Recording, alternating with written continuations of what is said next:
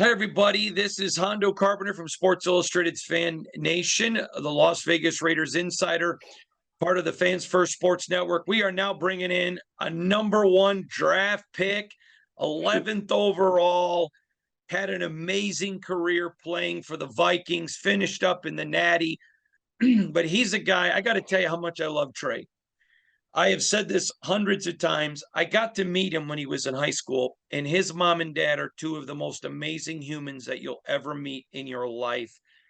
And when you're a parent of a big time recruit, so many parents want to make it about them, and they never did. And he got to school. He was all about his education and being a great football player. The one and only, the great Trae Waynes. Trae, how are you, my friend? Hey, I'm good. How are you? It's good to talk to you again. It's good to be with you. Before we get started, as you know, I'm an avid outdoorsman. I love to hunt and fish. I cannot let you get out of here without, and you didn't ask me to do this. I'm doing it because I want to, without talking about Love the Grind TV. Tell everybody about what you're doing. Um, Man, I mean, I don't, where do you want me to even start?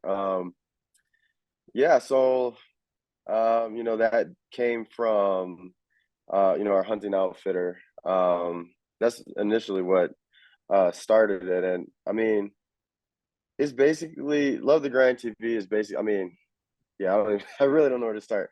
Um, so we started Homegrown Outfitters, and, we knew early on that we would have success just because of, the people we were bringing in, the strategy that we had.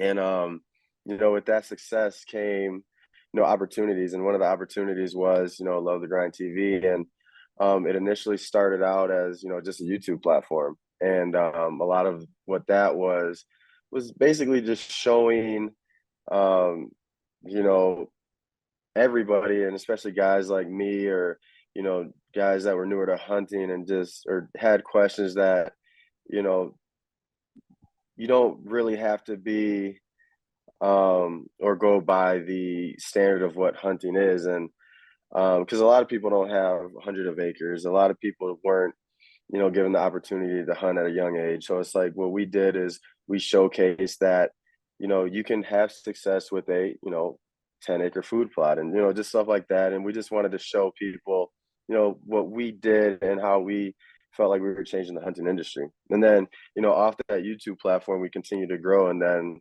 like I said before, more opportunities came and a television show was presented as well. So That's awesome. I got to tell you, I love watching the pictures when you take the kids out looking for sheds. yeah, I I, mean, yeah, they enjoy it. It's kind of like our adult Easter egg hunt too, so we get a little kick out of it. Well, Trae, I'm proud of you. I'm proud to be your friend. I'm proud of the man you are, the character you are, tremendous husband and father. And I wanted to get your perspective because you competed against Davante Adams.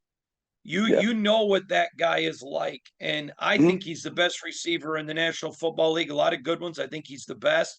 I was talking to Drew Stanton the other day, and I think he's on pace to be a Larry Fitzgerald, to be a Calvin Johnson type guy.